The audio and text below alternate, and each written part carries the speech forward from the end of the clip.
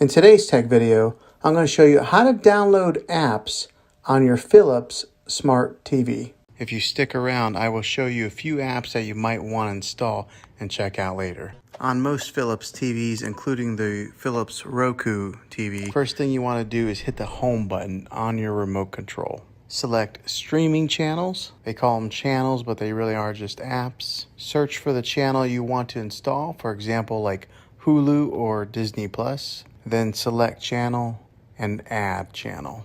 On some older Philips TVs, you might have to go to Home, Apps, then Get More Apps.